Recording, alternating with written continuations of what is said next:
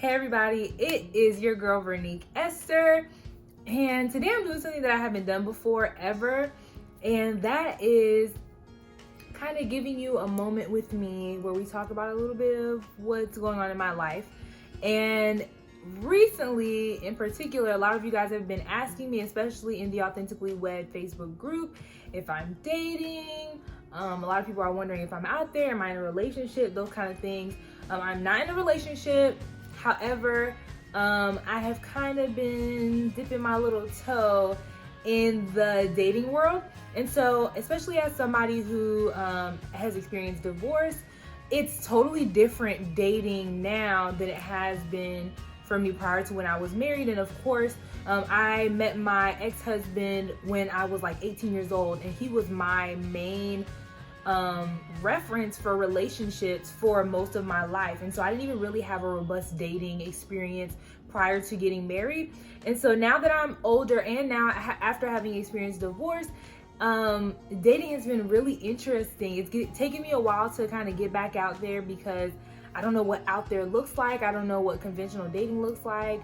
I know that there's a lot of things that people have kind of complained about and this and that. And so I just wanted to talk about my journey, especially most recently, what I've learned as far as dating in general, and share some tips, some things that, some revelations that I received, and some things that I believe hopefully will help you. So I have about 5 things that I learned about dating this week. So the first thing is that the Holy Spirit can and will help you date. I know that sounds like a weird concept. However, if you guys have read my blog, especially my most recent one, talking about that t-shirt that says, if God didn't send you, then I'm unavailable, or whatever the case may be. I talked about how dating is actually not necessarily a biblical principle. This is something that me and one of my sisters in the faith, Jennifer Trotter, she talks about this a lot, how dating is a cultural practice. It's not something that's biblical. It's not a biblical concept.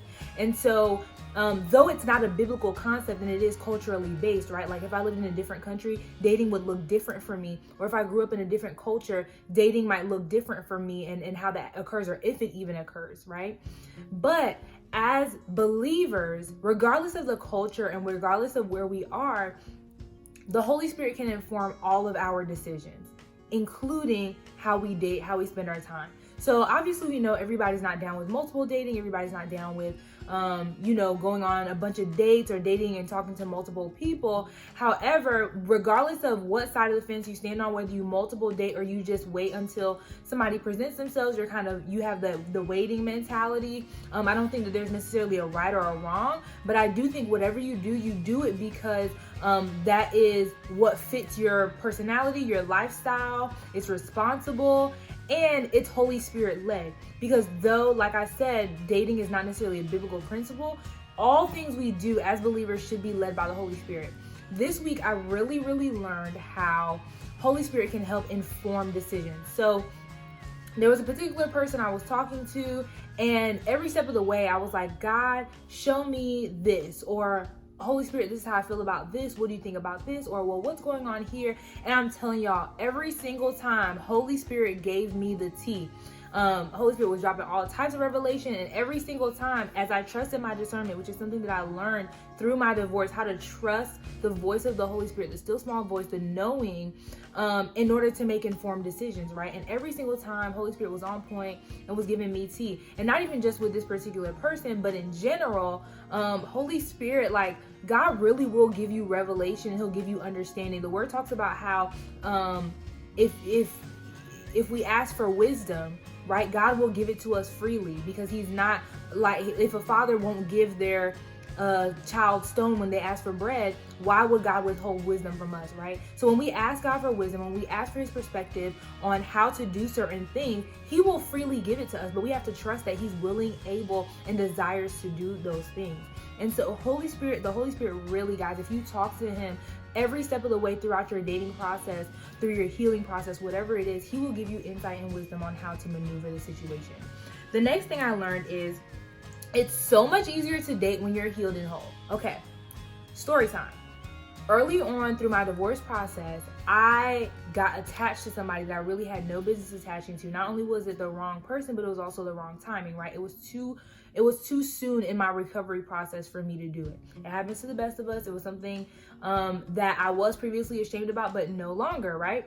And so that at that time, though I was seeking companionship and seeking connection, it was very difficult for me to connect with people because I had so much pain and inner things that the Holy Spirit had to deal with, that it became a barrier between me and other people, and people that might have actually been good for me, but it was just, like I said, the wrong timing.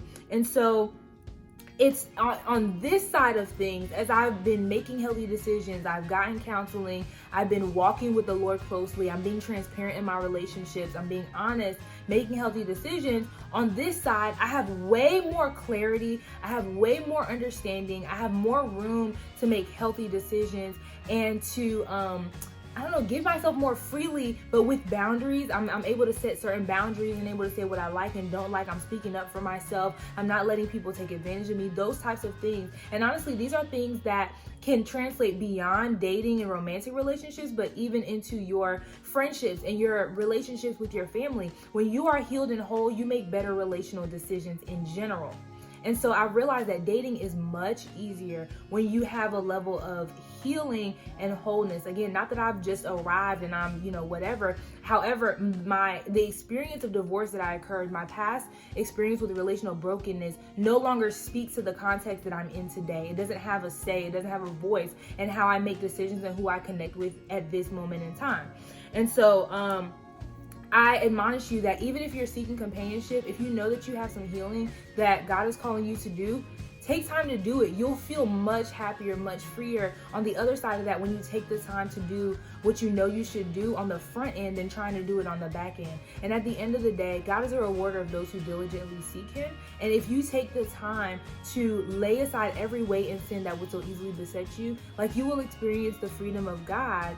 And not only that, your recovery is quicker. You're able to move on with your life. But when you slow down the process, you're really prolonging the time that it takes to get to your next, to your future, okay? The other thing is be still and know. So a lot of times, one thing that I'm realizing, even in my wholeness, is that there are certain, intimacy is kind of a trigger for me, if that makes sense. And so when I feel people getting too close, and this is even in my friendship relationships, when I feel people getting too close, it makes me want to back away a little bit, because it's like, okay, you're in my space, right? And I'm used to being in people's faces all the time and being in their stuff. But when people get in my stuff, it's kind of like, hold up, partner, hold on a second. And so sometimes that can trigger anxiety for me, right? But one thing that Holy Spirit has been telling me over and over is be still and know. Just be still and know that I'm God. And know that through whatever the end of maybe you're exploring a new relationship, maybe you're dating, whatever comes at the end of it, just be still and know that He is God. Any move that needs to be made, especially from a woman's perspective, any move that needs to be made is going to get made or it's not. At the end of the day, God is still God. He has ordered your steps and you will get to the finish line. You just may not get there right now, right? And so understanding that, don't be anxious. Don't rush the process. Don't be anxious to get to the next stage. Just enjoy, be still, and know that He's God, and enjoy every moment of your singleness, even while you're getting to know somebody, right? Pace yourself. And which brings me to my next point. Sometimes pause is necessary for pace. One thing that my friend Zakiria Miranda of Absolutely Miranda says all the time, she talks about pace, the pace of God, right? And it's really important to acknowledge that there is a pace, right? God is not the author of, He's the author of time. He's not bound by time, but He has a certain pace and way that He has ordained and constructed things to go for you. And so sometimes it's necessary in your be still and your knowing to sometimes take a pause. Even the best of stories sometimes include a pause.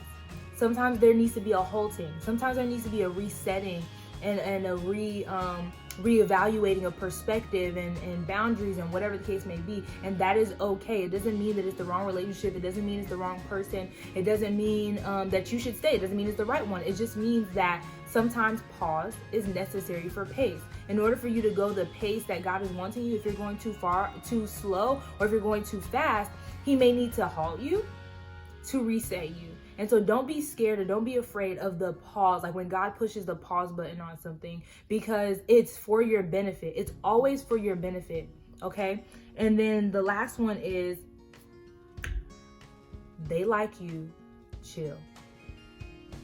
I know that sounds so weird, but a lot of times we get caught up in the will they, the won't they, and the do they like me? Do they, like, they took too long to respond? What does that mean? Oh, they said this on Facebook. What does that mean?